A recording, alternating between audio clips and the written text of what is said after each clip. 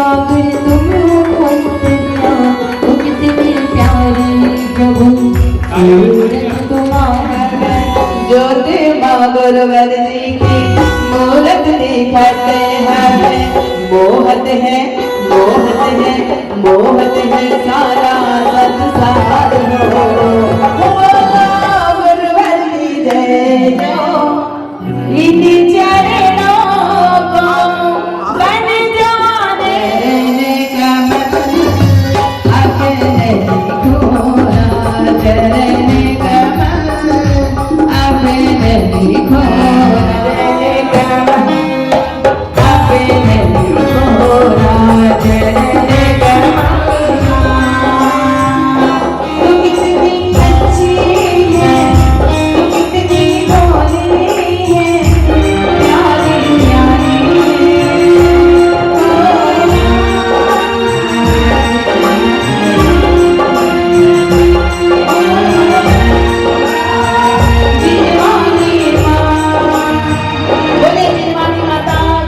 नमोस्तु नमोस्तु नमोस्तु।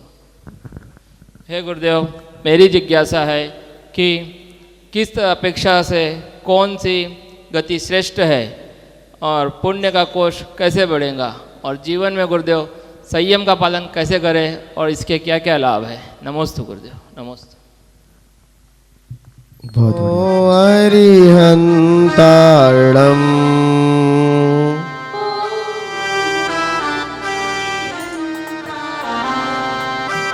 ॐ नमो सिद्धारणम्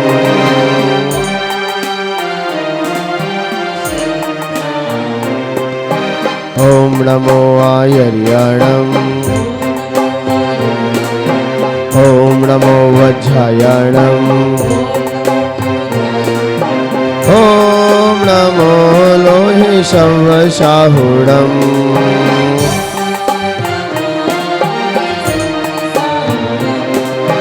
ॐ नमो लोहि संवसाहुणम्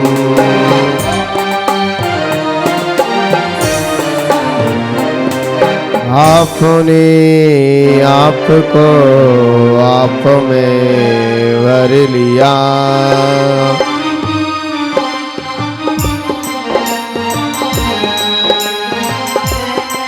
चेतना को स्वयं ही प्रखर कर लिया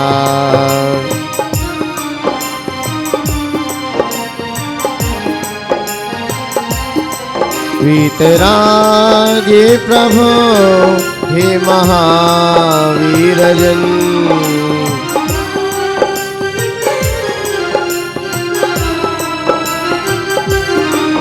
आदिनाथ प्रभु तुम हो तारण तरण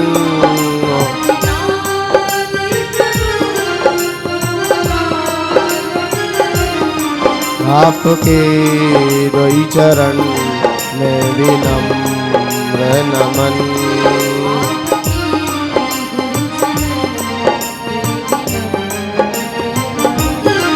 त्याग के रूप तुम धर्म के रूप तुम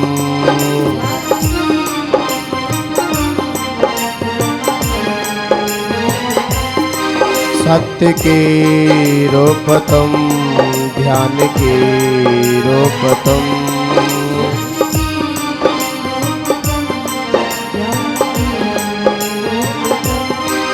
हे विराग गुरु दो विरागी नयन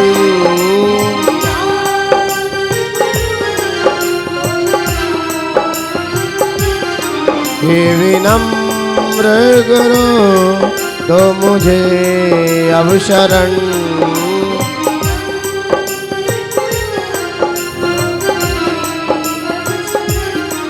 है नमन दे शरण दो समाधि मरण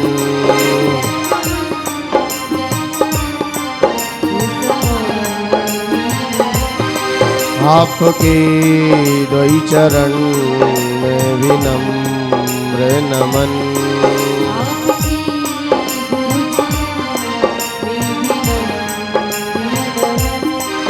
जय बोलिए अनंत अनंत सिद्ध परमेष्ठी भगवान की। प्रथम तीर्थंकर श्री ऋषभनाथ भगवान की। देवाय देवी कजारी चिंतामणि पारसनाथ भगवान की। धर्म तीर्थ शासन नायक अंतिम तीर्थंकर भगवान महावीर स्वामी की। आचार्य भगवंत गुरुवर श्री विराट सागर जी गुरुदेव की। उच्चारणाचार्य 108 श्री विनम्र सागर जी गुरुदेव की।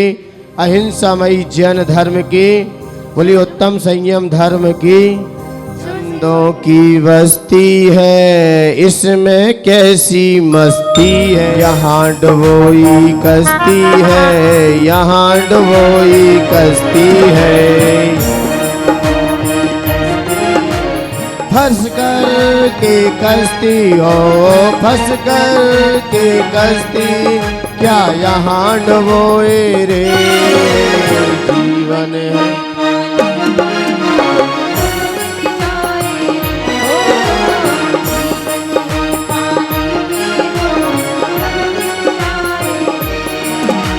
होनी अनहोनी हो, होनी अनहोनी, कब क्या घट जाए रे।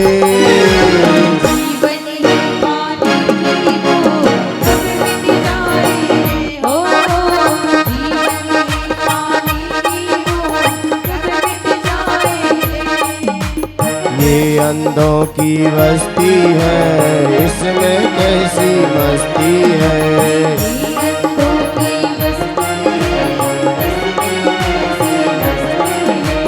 यहाँ डुबोई कश्ती है, यहाँ डुबोई कश्ती है।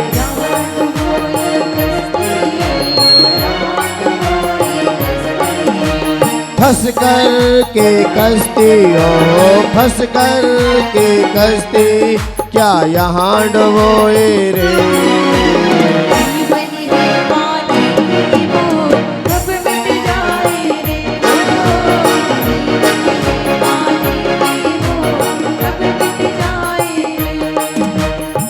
दुनिया में कई प्रकार के लोग आते हैं, कई लोगों का जन्म होता है। कई लोग अंधेरे में आते हैं, अंधेरे में जीते हैं और दुनिया में अंधेरे से ही चले जाते हैं। कई लोग हैं अंधेरे में जन्म लिया, अंधेरे में जिए और लास्ट में उजाले में चले गए। और कई लोग ऐसे हैं उजाले में जिए, उजाले में रहे और लेकिन अंधकार में चले गए। और कई लोग ऐसे भी हैं जो अंधेरे में आए, उजाले में जिए और अंधेरे में चले गए। और ऐसे भी धरती पे जीव आए, उजाले में आए, उजाले में जिए और दुनिया को उजाला करके चले गए। जन्म लेना कोई बड़ी बात नहीं है, जन्म हर कोई लेता है। लेकिन जन्म के साथ यदि हमारा मरण, अंधेरे में जन्म लेना कोई गुनाह नहीं है, लेकिन अंधेरे में दुनिया से चले जाना बहुत बड़ा गुनाह है, बहुत बड़ा अपराध है। क्योंकि यह मनुष्य पर्याय है और मनुष्य पर्याय में भी यदि हमने अपनी चेतना को जागृत नहीं कर पाया, उसको सचेत नहीं कर पाया, तो मान्यवर आचार्य भगवंत कहते हैं कि 84 लाख पर्याय के बाद, 83 लाख पर्याय के बाद फिर ये मनुष्य पर्याय आपको दोबारा कम मिले, कोई गारंटी है कि आपको दोबारा मिल जाए। आचार्य भगवंत यहां तक कह रहे हैं, कार्तिक अंतरिक्षा में कार्तिक स्वामी, जैसे कोई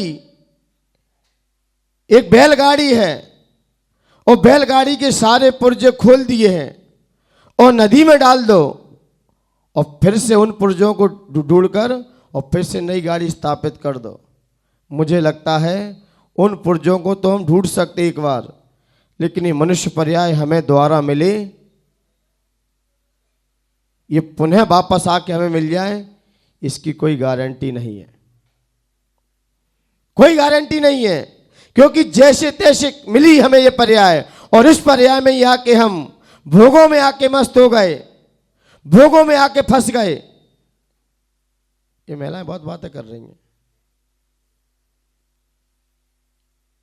भोगों में आके फंस गए तो आचार्य भगवंत कहेंगे कि इसलिए हमारा जन्म हुआ। अभी जिज्ञासु का प्रश्न आया कि किस अपेक्षा से कौन सी गति श्रेष्ठ है। देखा जाए,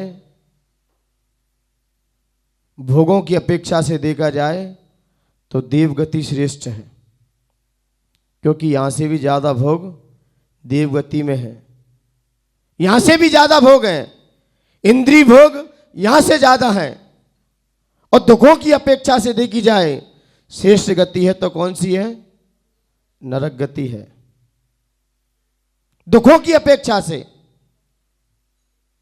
और विवेकहीन की दृष्टि से देखा जाए तो त्रियंच गति श्रेष्ठ है, क्योंकि वहां पर लोगों को विवेक का अभाव हो जाता है। हित और अहित के बारे में विचार नहीं कर पाते त्रियंच लोग। लेकिन संयम की अपेक्षा से यदि गति देखी जाए तो मनुष्य गति श्रेष्ठ है। मनुष्य गति श्रेष्ठ है। जब सारे त्रियंच एक जगह बैठे और सारे त्रियंचों ने बैठ के मीटिंग की और वहां के राजा से कहा कि राजन, आपने मेरे साथ अन्याय किया है। बोले, मैंने आपके साथ ऐसा क्या अन्याय कर दिया कि जो भी उपमाएं आपने दी हैं, आपने मनुष्य गति को श्रेष्ठ बताया है कि मनुष्य बहुत श्रेष्ठ है, बुद्धिमान भी है, विवेकवान भी है। लेकिन मैं ये कैसे मान सकता हूं कि मनुष्य श्रेष्ठ है? तो भाई मनुष्यों से पूछ लो जाके। बोले, आपकी जवाबदारी है, आपको दोनों को बैठाना है और समीक्षा करना, उसके बाद आपको निर्णय करना है। सारे त्रियंचों को बुलाया गया, सारे त्रियंच एक साथ आ गए। सभी त्रियंच बैठे, अपने अपने कोठे में त्रियंच बैठ गए और इधर मनुष्य बैठे। अब मनुष्य बैठे तो राजा ने कहा अब सभा प्रारंभ की जाए, क्योंकि त्रियंचों के पास से जिज्ञासा उठी है कि आपने मनुष्य गति को श्रेष्ठ बताया है, तो क्यों बता दिया आपने? किसकी अपेक्षा से श्रेष्ठ है? तब कुछ मनुष्यों के अंदर जिज्ञासा हुई। कुछ मनुष्यों ने कहा कि मनुष्य बहुत ताकतवर होते हैं, बहुत शक्तिशाली होते हैं। तो त्रियंचों से आवाज निकल के आई, शेर को बुलाया जाए। और शेर से ज्यादा शक्तिशाली कोई है क्या? शेर आपके सामने आ जाए तो आप क्या करोगे?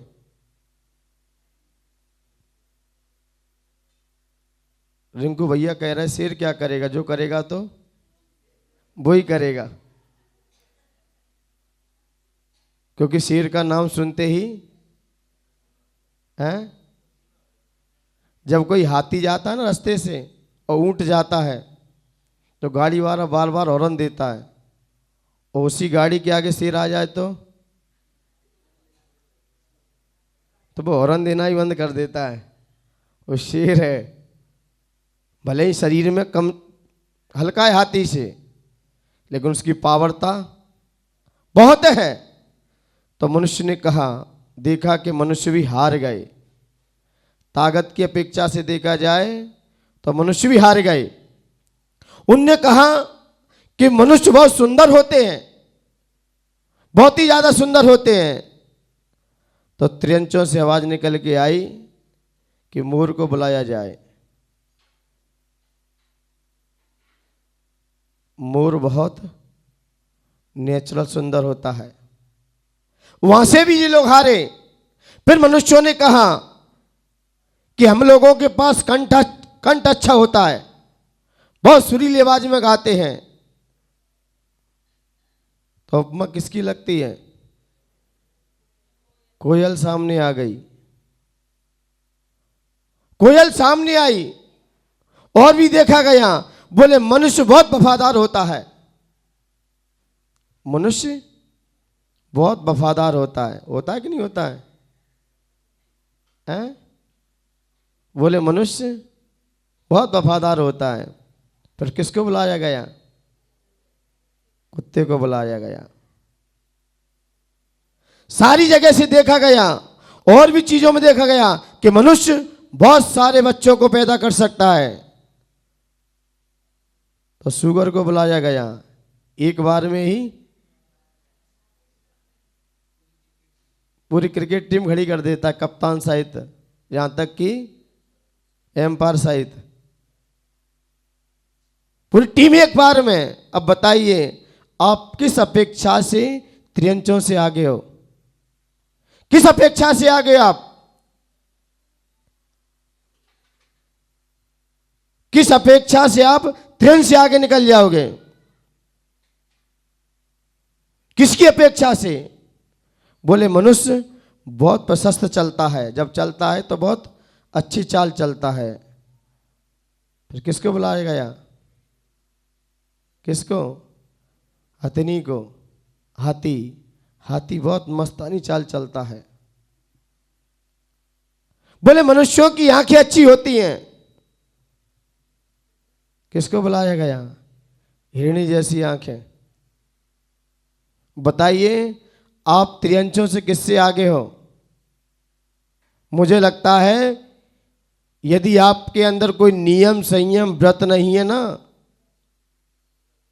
तो त्रियंच आपसे श्रेष्ठ निकलेंगे, हर अपेक्षा से श्रेष्ठ निकलेंगे। कोई भी त्रियंच नहीं है जो रात में घूमता हुआ दिखाई दे जाए आपको। कोई भी त्रियंच, बंदर भी होंगे, सारे जानवर होते हैं, शाम के समय अपने आप अपने अपने स्थान पर जाके बैठ जाते हैं। सारे त्रियंच, बंदर भी पूरे दिन में कहीं भी घूमता रहेगा, लेकिन जैसे ही शाम ढलेगी तो अपने स्थान पे आके पहुंच जाएगा। सारे पक्षी भी अपने स्थान पर पहुंच जाते हैं। कोई भी रात में घूमता है? कोई देखा है कोई रात में पक्षी घूमता हुआ किसी ने? और कोई भी त्रियंच रात में खाता हुआ देखा ही नहीं देखा किसी ने? किसी त्रियंच को रात में कोई खाते हुए किसी ने देखा है कि नहीं देखा है? गाय भैंस भी होगी, शाम के समय भी घास आदि खा के बैठ जाएगी, बस जुगाली करेगी, खाएगी कुछ नहीं। और इंसान, और इंसान, इंसान और भी विशेषता है त्रियंचों के अंदर। कोई भी त्रियंच हो, सारे त्रियंच सूर्योदय के पहले उठ जाते हैं। सारे त्रियंच कब उठते हैं? कब उठते हैं? कब उठते हैं? कोई भी देखा है त्रियंच कोई सूर्योदय के बाद उठ रहा हो? अरे आपका सवेरा करता है तो कौन सबसे पहले करता है?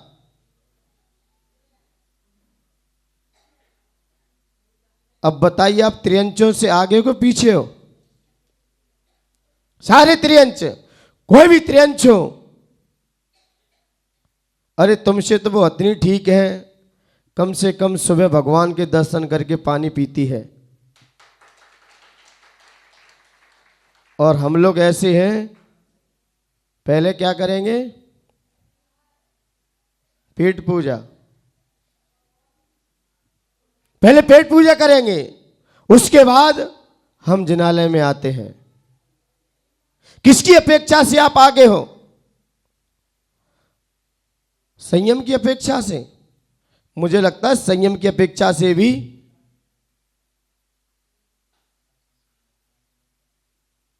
संयम की अपेक्षा से भी आप देखा जाए ना, यदि बस आप पे पूर्ण संयम है तो आप निकल सकते हो उनसे आगे। जब तक उनका असंयमपन और आपका संयमपन है, फिर भी असंयम की अपेक्षा से त्रियंच ही आगे हैं। क्योंकि त्रियंच जितना भी संभोग करते हैं मात्र पुत्र उत्पत्ति के लिए करते हैं, बाकी समय ब्रह्मचर्य जैसे रहते हैं।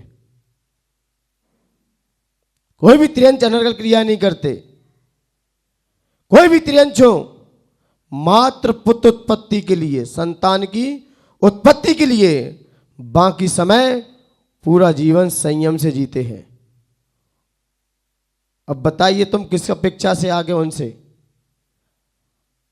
किसकी अपेक्षा से आगे निकल रहे? त्रियंज से। त्रियंज ठीक है तुमसे तो कम से कम वो अपनी मान मर्यादा में रहता है। कोई भी त्रियंज हो, यदि गाय को भूख लगेगी तो घास खाएगी, और शेर को भूख लगेगी तो मांस खाएगा, और इंसान, इसका कोई भरोसा है? कोई भरोसा है क्या? अपनी सुंदरता के लिए जानवरों को भी, अरे ऐसे ऐसे इंसान देखे धरती पर जिनके पुत्र नहीं होता है, त्रियंचों की बलि देते हैं। कभी त्रियंच ने कभी किसी मनुष्य की बलि दी है क्या कि हमारे यहां पुत्र उत्पत्ति नहीं हो रही है तो हम किसी की बलि दे दें? कोई भी त्रियंच ने किसी मनुष्य की बलि दी है क्या? लेकिन मनुष्य ऐसा निर्दयी है, जिसके संतान ना हो, घर में कोई प्रॉब्लम हो जाए तो आपको वहां पर बलि देनी पड़ेगी। सुख समृद्धि रहेगी, धन का लाभ होगा, सब कुछ हो जाएगा। लेकिन हम लोग उन मासूम बेघर के बेजवान के लोगों को भी अपने सुखों की खातिर उन्हें भी मौत के घाट उतार देते हैं, मौत के घाट उतार देते हैं। इसलिए कहा है मनुष्य गति श्रेष्ठ है तो संयम की अपेक्षा से श्रेष्ठ है, क्योंकि पूर्ण संयम सिर्फ मनुष्य गति में ही संभव है। बिना संयम के तीर्थंकर भी निर्वाण पद को प्राप्त नहीं करते। भले ही तीर्थंकर प्रगति का बंद कर लिया है, उन्हें भी अपने लक्ष्य को प्राप्त करने के लिए उन्हें भी संयम से प्यार करना पड़ता है, संयम को गले लगाना ही पड़ता है। मैं मानता हूं गधे के एक बार सींग आ सकते हैं, गधे के एक बार सींग आ सकते, क्या आ सकते गधे के एक बार सींग? मान लो आ जाएंगे, क्योंकि मानने में जा ही क्या रहा है, कई प्रगति ने कई मंत्र विद्याओं के द्वारा आ सकता है, और बंध्या स्त्री पुत्र को जन्म दे सकती है, बांझ स्त्री एक बार पुत्र को भी जन्म दे सकती है, आकाश से पुष्प आ सकते हैं, लेकिन कपड़ा पहने कोई मोक्ष चला जाए ये मैं नहीं मान सकता, ये नहीं मान सकता, ये तीनों काल में नहीं मान सकता मैं। क्योंकि कपड़ा पहने कोई सुख पाले, चाहे आत्मा का सुख हो और चाहे इंद्रियों का सुख हो, बिना कपड़ा उतारे आ ही नहीं सकता। कई वैसे ज्ञानी देखे हमने, बोले गद्दे पे बैठ के आत्मा की अनुभूति करो, और इंद्रियों की अनुभूति करनी है तो कपड़े उतार दो, और आत्मा की अनुभूति करनी है तो कपड़े पहन के करो। अब इन मूर्खों को कौन समझाए कि आत्मा की अनुभूति किस में होती है? ये तीर्थंकर ही क्यों ना हो, जब साक्षात तीर्थंकर भी इतनी महान प्रगतियों को बांधे हुए थे और फिक्स था इनका मोक्ष जाना, तुम किस खेत की मूली हो? जब उन्होंने भी उस संयम से इतना प्यार किया कि सब कुछ छोड़ के संयम को गले लगाया, संयम को गले लगाया। अरे सर्वार्थ सिद्धि का देव भी मनुष्य पर्याय में आने के लिए तरसता है। वैसे देखा जाए ना, सर्वार्थ सिद्धि से और सिद्धशला का मात्र एक बाल का अंतर रहता है। सर्वार्थ सिद्धि से और मोक्ष का मात्र एक बाल के बराबर अंतर है। सर्वार्थ सिद्धि का देव वहीं से जा सकता है, नहीं फिर भी उसे मनुष्य पे आना ही पड़ता है। यहीं से पूर्ण संयम लेता है और सारे कर्मों का क्षय कर अपने निर्वाण पद को प्राप्त करता है। इसलिए कहा है बिना संयम के जीवन कैसा है? बिना संयम के, बिना संयम के देखा जाए जीवन बेकार है, कोई काम का नहीं है, कोई विषय पसंद नहीं करता इसे। अभी सेठ जी कह दें यहां से कि मेरे परिवार की तरफ से सभी लोगों को एक माना कि सभी को शिखर जी जाना है। कहाँ जाना है? शिखर जी जाना है और निःशुल्क व्यवस्था है। 5 दिन की यात्रा है, शिखर जी तक सीधी बस जाएगी और वापस आ जाएगी। तो मुझे बताइए कितने लोग जाने के लिए तैयार होंगे? ईमानदारी से बताना। माना कि सभी पहुंचेंगे नहीं बैठेंगे? सभी लोग बैठ जाएंगे गाड़ी में और सब लोग बैठकर बस संजय भैया उतर के नीचे आएंगे। बोले सभी लोग व्यवस्थित बैठे हो कि नहीं बैठे हो? बोले हाँ सभी लोग बैठ गए, प्रवास सहित बैठे हैं। बस संजय भैया आके कह दें गाड़ी बहुत अच्छी है, नॉन स्टॉप चलेगी, कहीं नहीं रुकेगी, बस एक कमी है इसमें ब्रेक नहीं है। गाड़ी में क्या नहीं है बताइए? उस गाड़ी में बैठना कौन पसंद करेगा? क्यों? इतनी बड़ी तो गाड़ी है, इतनी बड़ी गाड़ी है और लग्जरी गाड़ी है, नई उठ के आई अभी कंपनी से, और वो भी शिखर जी की यात्रा के लिए। एक ही तो थोड़ी सी तो कमी है मात्र, एक ही चीज तो नहीं है। उस गाड़ी में बैठना कौन पसंद करेगा? कोई बैठेगा क्या? कोई बैठेगा क्या उस गाड़ी में? और हम भी इस गाड़ी को लेके घूम रहे हैं, ब्रेक है कि नहीं इसमें? इस गाड़ी में ब्रेक है कि नहीं? और जब तक गाड़ी में ब्रेक नहीं रहेंगे तो इस गाड़ी से कोई प्यार नहीं करेगा, ना कोई बैठना पसंद करेगा। ना जाने कौन सी खाई में कब जाके गिर जाए, कौन सी खाई में कब गिरे, कहां जाके इसका अंत हो जाए। इसलिए मां ऋषियों ने कहा है ईशान विद्या न तपो न दानम ज्ञानम शीलम न गुणो न धर्मा ते मृत्युलोके भूभारभूता मनुष्य रूपेण मृगश्चरंती। जिसके पास न कोई विद्याएं हैं, न कोई तप है, न कोई दान है, न कोई ज्ञान है, न कोई शील है, न कोई गुण है और न ही कोई धर्माचरण है, ऐसा जीव क्या है? ये भारभूत है। धरती के क्या है? ये भार हैं। इनसे धरती मां रोती है कि हमने ऐसे पुत्रों को क्यों जन्म दिया, ना कोई शील है, ना गुण है, ना कोई धर्म है। क्या ये लोग? ये लोग धरती पर भारभूत हैं। ये भार है धरती के। बाकी धरती की शोभा जल से है, पत्थर से है, इनसे तो है, मिट्टी से है, हर वृक्ष से है, हर वस्तु उपयोगी है कोई ना कोई। लेकिन हमारा क्या उपयोग है इसमें यहां पर आने का? हमारा क्या उपयोग रहा? हम धरती पर आए, हमने क्या उपकार किया? ना तो अपना उपकार किया, ना दूसरों का किया। क्यों आए हम पे संसार में? इससे पता चलता है ये मनुष्य रूपेण मृगश्चरंती। भले ही मनुष्य का रूप है लेकिन विचरण कैसे करता है? शेर की तरह। किसकी तरह? शेर की तरह। शेर यदि सो जाए तो हिंसक है, अहिंसक है?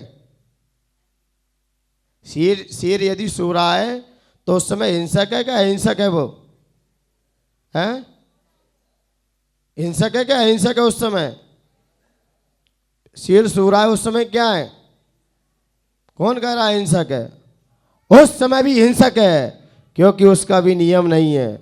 अभी कोई शिकारी आएगा तुरंत झपट लेगा। बिल्ली सो रही है तो उस समय क्या अहिंसक है क्या? क्या है उस समय? हिंसक ही है। ऐसे ही हम लोग हैं, जब तक व्रत नहीं है हमारे पास तो हम लोग क्या हैं फिर? हमारे पास कोई नियम संयम धर्म नहीं है तो आप लोग क्या हो? हिंसक हो क्या अहिंसक हो? अब बोलने में शर्म क्यों आती है? बोलो ना खुल के। शेर की तो कह दी हिंसक है, और आप? जब आपके पास कोई शील नहीं है, धर्म नहीं है, कोई दान नहीं है जीवन में, तो आप लोग क्या हो फिर? जब हमारा कोई नियम धर्म ही नहीं है तो उसी समय हम और शेर में कोई अंतर नहीं है, कोई अंतर नहीं है। अरे शेर को एक बार उद्बोधन मिल जाएगा, उपदेश मिल जाएगा, वो तो समझ जाएगा। भगवान महावीर स्वामी का जीव जब शेर की पर्याय में था, शेर की पर्याय में था और उसे संबोधन दे दिया, वहां दोनों मुर्राज सामने आए और मुर्राज ने क्या कहा, हे मृगराज, ये क्या कर रहे तुम, क्या चीज खा रहे हो तुम, ये खाने योग्य चीज है क्या? तब शेर ने क्या कहा, मुझे बहुत तीव्र भूख लग रही है। तो फिर क्या कहा मुनिराज ने, क्या इनसे ही आपका पेट भरेगा क्या, इनसे ही पेट भरेगा क्या? जब जैसे ही संबोधन मिला उस शेर को भी जाति स्मरण हो गया। मुनिराज का उपदेश सुनते ही उस शेर को जाति स्मरण हुआ, उसने सभी प्रकार के मांसों का त्याग कर दिया। किसका?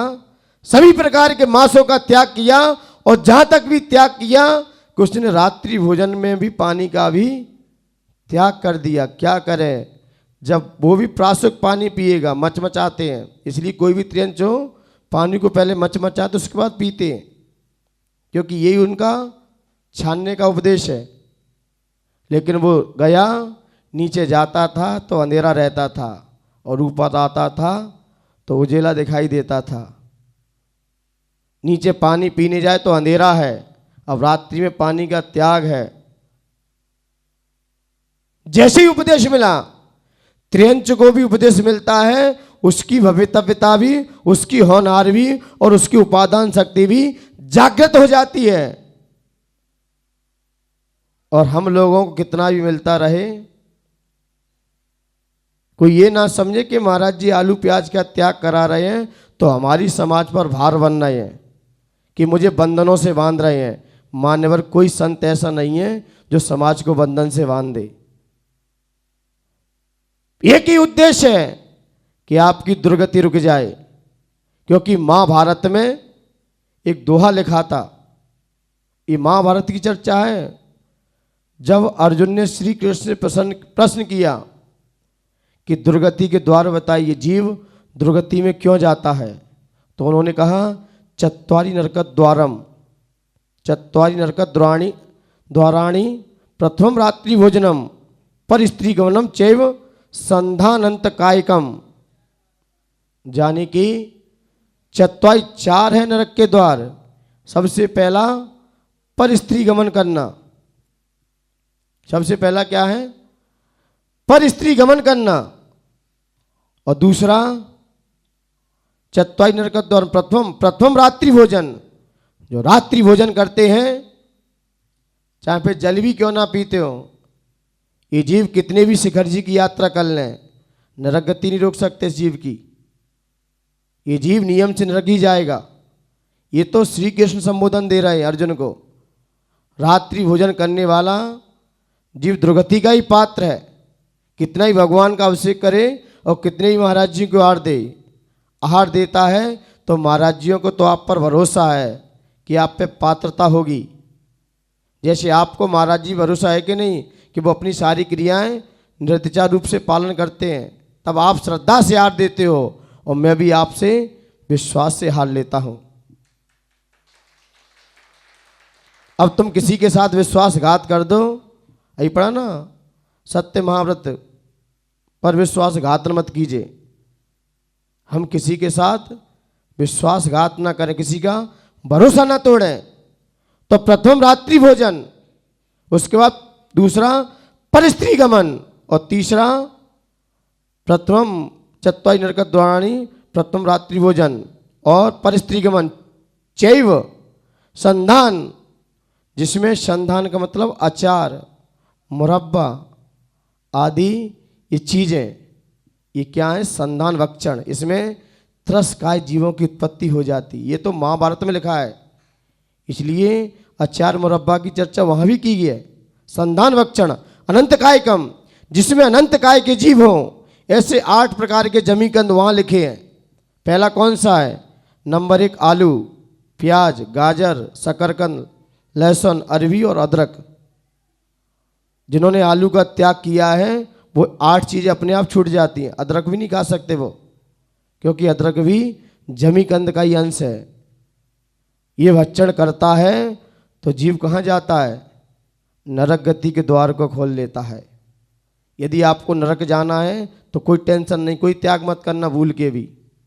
किसी प्रकार का संयम मत लेना, किसी प्रकार का व्रत मत लेना, क्योंकि जिसको नरक गति जाना है, जिसकी होनहारी बिगड़ गई है, अब हम कैसे रोक सकते उसे? भैया और जाओ, पहुँचो जल्दी, क्योंकि सीट खाली है वहाँ बहुत। आप ही लोग तो जाके भरोगे, भले यहाँ लिख देना स्वर्गवासी, यहाँ क्या लिख दोगे? इसलिए मुर्राज रात्रि भोजन आलू प्याज का त्याग क्यों कराते हैं, क्यों ऐसी चीज छुड़वाते हैं? वो आपको निकालना चाहते हैं कि बेटा बहुत घूम लिया उन गतियों में जा जाके, कितनी उन गतियों में कष्ट हैं, कितनी वेदनाएं हैं, कितनी परेशानी है। वो आपको सिर्फ निकालना चाहते हैं और आप कहते कि महाराज जी मुझे बांध देते हैं। क्या कर देते हैं? बांध देते हैं। वो बांधते कि आपको खोलते संसार से। क्या करते? उनका काम क्या है? वो आपको संसार से बांधते कि खोलते हैं? वो आपको संसार से निकाल लेते हैं। इसलिए मान्यवर इष्ट उपदेश में आचार्य पूज्य पाद स्वामी ने कहा है, वरम व्रतम पदम देवम ना व्रतवत नारकम छायास्तपस्तयुर्वेरा प्रतिपाल यतोर महान। वरम व्रतई पदम देवम ना व्रतैवत नारकम। यदि आपको किसी का इंतजार करना है, किसी राहगीर का, जून का महीना है, बताइए, एक वृक्ष भी खड़ा है, इधर धूप भी है, इंतजार उसका किस में खड़े होके करोगे? धूप में खड़े होके करोगे कि छाया में खड़े होके करोगे? किस में खड़े होकर? छाया में खड़े होकर करोगे। धूप में खड़े होकर तो नहीं करोगे। ऐसे ही अभी ठीक है, पंचम काल में मोक्ष नहीं है, मैं मानता हूं, योग्य उपादान ना योग है ना उपादान है, ना ऐसा कोई शक्ति है। क्योंकि दूसरी गाथा में आचार्य भगवंत पूज्यपाद स्वामी ने कहा था कि योग्य उपादान है, योग्य उपादान निमित्त नहीं अभी पंचम काल में, लेकिन फिर भी व्रतों को लेकर स्वर्गों में जाना अच्छा है। अव्रती रह के नरक गति में जाना श्रेष्ठ नहीं है। हम अव्रती रहे तो चारों गति में कहीं भी जा सकते हो, और व्रती की मात्र एक ही गति होती है। व्रती कहाँ जाता है? सिर्फ देव गति जाता है। व्रती की क्या उनसी गति है? एक ही गति, देव गति। यदि किसी के संयम लेने के भाव नहीं होते, किसी के रात्रि में पानी छोड़ने के भाव नहीं होते, या तो नरक गति से निकल के आया है या जाने की तैयारी में है। कर्म सिद्धांत किसी को नहीं छोड़ता। ये नेमीचंद सिद्धांत चक्रवर्ती बहुत विशेषता लिख गए। यदि किसी के व्रत लेने के भाव नहीं बनते हैं, संयमियों से प्रेम नहीं करने के भाव बनते, समझिए इस जीव को खोटी आयु का बंध हो चुका है। वो व्रत नहीं ले सकता, किसी प्रकार का व्रत नहीं ले सकता। और जिससे नरक आयु का बंध हो जाए, वो तीर्थराज सम्मेद शिखर की यात्रा भाव सहित नहीं कर सकता, और दिगंबर संतों के हाथों में एक ग्रास नहीं दे सकता, जिससे नरक आयु का बंध हो जाए। और जिसे तीनों आयु का बंध हो जाए, किसी भी, चाहे त्रियंच हो, चाहे मनुष्य हो, और चाहे देवगति हो, चाहे तीनों आयु, नरक आयु, त्रियंच आयु, मनुष्य आयु, वो सकल संयम नहीं ले सकता, न देशव्रती बन सकता, एक प्रतिमा के व्रत नहीं ले सकता वो। जैसे 3 आयु का बंद हो जाए, कौन सी? नरक आयु, त्रियंच आयु और मनुष्य आयु, वो किसी प्रकार का व्रत संयम नहीं ले सकता। और जैसे देव आयु का बंद हो जाए, वो संयम तो ले सकता है, लेकिन उसी भाव से मोक्ष नहीं जा सकता। ये सिद्धांत है। इसलिए लोग कहते हैं कि पंचम काल में मोक्ष तो है नहीं, तो संयम लेने से फायदा क्या है? बोले सम्यक तो है नहीं, संयम लेने से औचित्य क्या है? और मैं उन मान भावों से इतना ही कहता हूं कि मान्यवर, सम्यक दर्शन तो आपको चारों गति में कहीं भी हो सकता है, चारों गति में कहीं भी सम्यक हो सकता है, लेकिन संयम सिर्फ मनुष्य गति में ही संभव है, और किसी गति में संयम की चर्चा नहीं है। किसी भी गति में भी किसी प्रकार के कोई संयम की चर्चा नहीं है। ये जितने भी देव होते हैं, जितने भी देव होते हैं, भगवान के जितने भी यक्ष और यक्षिणी होते हैं, ये 1 सेकंड के लिए ब्रह्मचर्य व्रत नहीं पालते।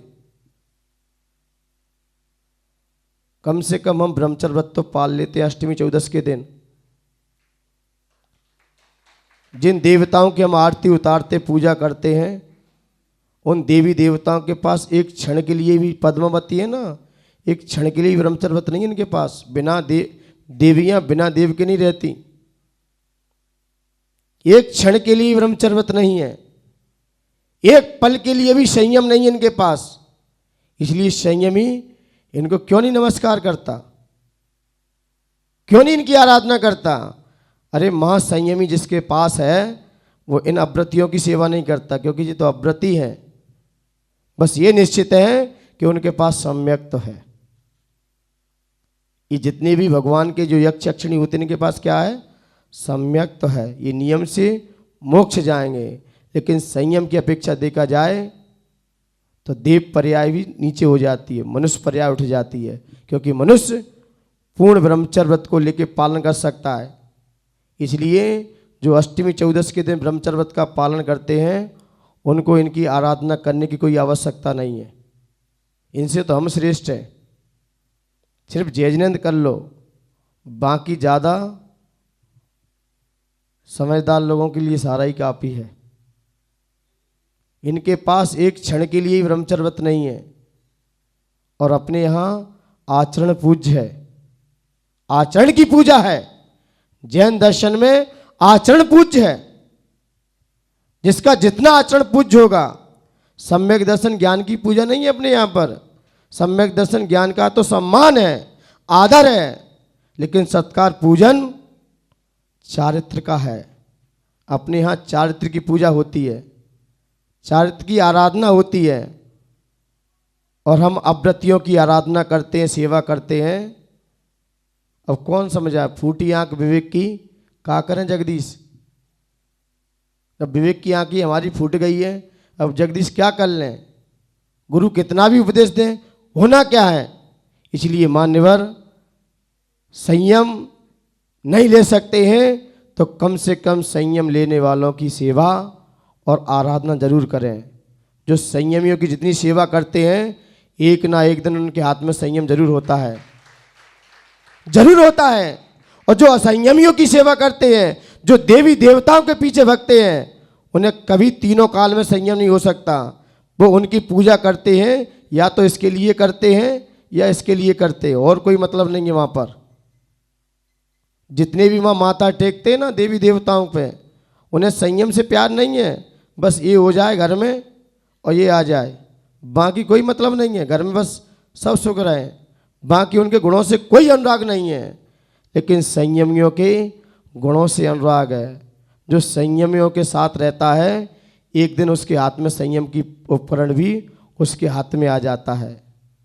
बिना संयम के रहे बिना किसी के हाथ में संयम नहीं आता। इसलिए थोड़ा सा भी संयम क्यों ना हो। लोग कहते हैं कि साधु बनने से क्या है, ये तो हाल बन जाते हैं। कपड़ा उतार दिए, हो गए संयमी, मान्यवर कहना लगवाते हैं। मैंने कविता भी सुनाई है। जब जिंदत सेठ का एक नियम था, अष्टान का पर्व लग गए और जिंदत सेठ का नियम था कि मैं बिना संत को आहार दिए बिना भोजन नहीं करूँगा। अब बताओ, जंगल में जिंदत सेठ फंसे हैं और वहाँ कहाँ से मुनि ला दें?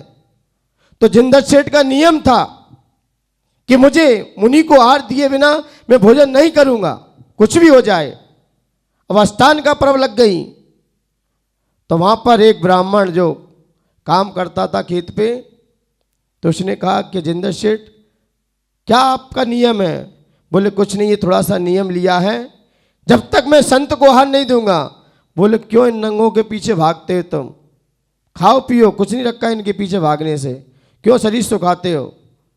तो जिंदत सेठ ने कहा कि भाई ठीक है, तुम 8 दिन के लिए आप ही बन जाओ, मैं आपको ही आहार करा दूंगा।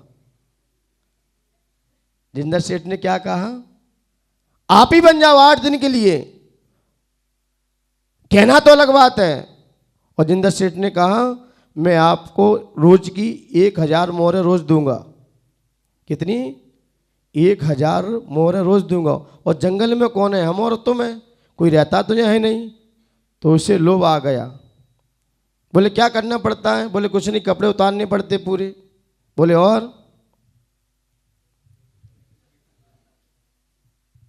बोले और क्या करना पड़ता है? सब बता दिए जिंदर सेठ ने। ये करना पड़ेगा, चर्या हम आपकी पलवाएंगे, चर्या हम पलवाएंगे आपकी। बोले ठीक है। तो बेचारा क्या करता? बोले जंगल में यहाँ कौन आता है देखने के लिए, यहाँ कौन देखेगा? और वो उसने जिंदर सेठ को अल्टीमेट दे दिया कि ठीक है मंजूर है, बन जाऊंगा, यहाँ कौन देखता है। और बनते क्या, कपड़े तो उतारने हैं। बोले ठीक है। तो उसने सबसे पहले कपड़े उतारे। बोले अब क्या करना पड़ता है? बोले बाल उखाड़ो। बोले मुझे नहीं आता उखाड़ना, मैं उखाड़ूंगा। और उसे क्या दिख रही? तो रोज की 1000 मोहरें दिख रही सोने की। तो बाल खींचे ना, तो ऊपर से नीचे पसीना आ गया उसे। बोले अब जब बाल उखड़ने के बाद अब कहा? बोले भोजन पानी। बोले आज तो उपास रखना पड़ता है। बोले जी क्या करवा दिया तुमने? बोले 1000 मोहरें हैं। अब बेचारा वो तो बन तो गया, संयम ले तो लिया उसने, ले लिया उसने। रात कैसे निकली वो ही जानता है। वो कहता साधु बनना तो कैसा है, खेल है ना। है जैन धर्म में नाम नहीं पाखंडों का, और ठर्रा बीड़ी पीने वाले पंडों का। और जैन धर्म की महिमा बड़ी निराली है, और जिसकी सम्यक दर्शन जैसी जिसकी ताली है। और इंद्रिय मन को वश में करना होता है, और तलवारों की धार पे चलना होता है। और साधु बनना खेल नहीं है बच्चों का, और तेल निकल जाता है अच्छे अच्छों का। अच्छे अच्छों का तेल निकल जाता है। वो तो कह रहे थे सहज है, क्या नगन हो गए, कपड़े उतार दिए। बोले हो गए संयमी। तो जिंदर सेठ ने जैसे ही केस लोच करने के बाद जैसे ही उपास किया, तो रात कैसे निकली ये तो वो ही जाने। और सुबह उठे, और सुबह उठते ही भूख तो तेज थी उन्हें। बोले अब भोजन? बोले भोजन बाद में, पहले सामायिक करो, प्रतिक्रमण करो। पहले सामायिक कराई, प्रतिक्रमण कराया। 9 बजे जब चर्या कराई, तो जिंदर सेठ ने बहुत सारा मिष्ठान बनाया, और नवदा भक्ति से उन्हें आहार कराया, नवदा भक्ति से। और उन्होंने सबसे पहले गरिष्ठ भोजन कर लिया, रबड़ी, मालपुआ, मंगोड़े।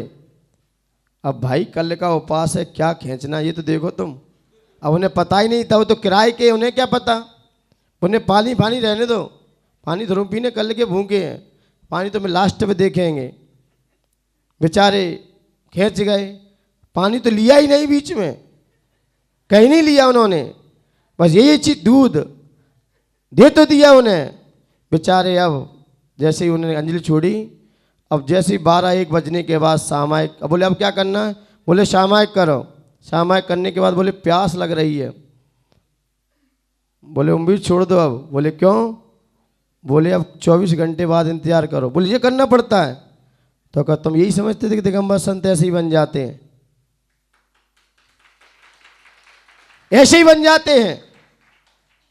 जब उन्होंने दूसरा दिन निकाला, तब उन्होंने कहा कल देखेंगे चौके में जाके, कल तो जे भी चीज़ें सबको बाहर करते हैं, सिर्फ पानी पानी पिएंगे। कितनी प्यास लग रही है आज मुझे, मैं जानता हूँ। सामायिक करो, प्रतिक्रमण करो, मन लगता है क्या उसमें? बेचारे वो गए और पुआ पकौड़ी देखे ही नहीं उन्होंने, पानी ले लो, पानी पी गए उस दिन। तो जैसे ही पानी पिया, तो जिंदर सेठ ने कहा ये भी तो लो। बोले कुछ नहीं लेना, ले जाओ, पानी पीना है आज अच्छे से। और पानी पिया तो 2 घंटे में पानी चला जाता है। अब फिर उन्हें भूख लगने लगी। अब जिंदर सेठ का भूख लग रही है। बोले फिर इंतजार करो। तब उन्होंने कहा कि भाई चर्या कैसे होती है? तब उन्होंने कहा जिंदर सेठ ने अब रुक जाइए, जैसी हम चर्या करें वैसी करना, ताकि आपको भूख भी नहीं लगेगी और प्यास की वेदना भी नहीं होगी, क्योंकि सीधी सीधी कोई सीमेंट डाल दे और रेत डाल दे, पानी डाले तो क्या दीवार की चिनाई हो सकती है क्या? और पानी पानी भर दे और सीमेंट हो नहीं, रेत हो नहीं, थोड़ा थोड़ा हो रेत और पानी पानी भर दे तो भी चिनाई हो सकती है क्या? नहीं, समकक्ष होना चाहिए।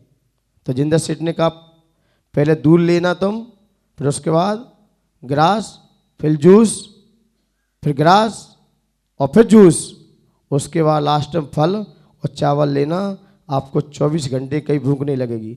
जैसे ही 3 दिन बाद उन्होंने जिंदर सेठ ने जैसे आहार कराया वैसे ही आहार किया और वो आहार करते गए और जिंदर सेठ ने आहार कराया। जब 7वें दिन उनके तंबू पर भीलों ने आक्रमण कर दिया। किसने? भीलों ने आक्रमण कर दिया। भीलों ने घेर लिया आके और जिंदर सेठ के तंबू पर उस जो गुम्बज वहां पर बना था सारे तीर छोड़े गए। जिंदर सेठ ने अपनी सेना को जागृत किया और भीलों को इतना खरीदा कि भीलों को बाहर कर दिया। लेकिन जैसे ही जिंदर सेठ वापस लौट के आए तो देखा जो संत बने थे उनके गले में एक तीर चला गया था। क्या पता किसने कब मार दिया, और वो कन्हा रहे थे, तड़प रहे थे, रो रहे थे। तो जिंदर सेठ ने कहा अब आपके प्राणों को वापस लौटाना बहुत मुश्किल है, क्योंकि तीर गले में अटका है, और कहीं होता तो एक बार घाव भी भर लेते हम। अब क्या करें? अब तुम पंच परमेष्टि मंत्र का स्मरण करो अब, क्योंकि आपकी अब अंतिम सांसें हैं। जिंदर सेठ ने तीर निकाला और सहलाया, बोले अभी तक तुम द्रव्य से मुनि थे, अब भाव से मुनि बन जाइए, भाव से मुनि हो जाइए। मैं महाव्रती हूं, ऐसी आप अपने आप में फीलिंग कीजिए, और ये सारा पैसे का आपका था सब छोड़ दीजिए, क्योंकि अब क्या होगा, अब प्राणी नहीं बच्चे तो अब करोगे क्या इसका? तो उन्होंने दृढ़ संकल्प से जिंदर सेठ के चरणों में सारे व्रतों को अंगीकार किया, और अंगीकार करके अपने प्राणों की अंत आया, और आगे चल के देवगति में जाके दूसरे स्वर्ग में जाके वही जीव पैदा हुआ। और जैसे ही पैदा हुआ तो जिंदर सेठ के चरणों में आके गिर पड़ा, हे सेठ जी आपने मेरा जीवन का उद्धार कर दिया। मात्र 8 दिन के किराए के मुनिराज का उद्धार हो सकता है, और आप जीवन भर संयम पालो तो क्या नहीं हो सकता, क्या नहीं हो सकता। बस संकल्प पूर्ण होना चाहिए। संकल्प आपका मजबूत है तो संयम, यही संयम आपको ऊंचा उठाएगा।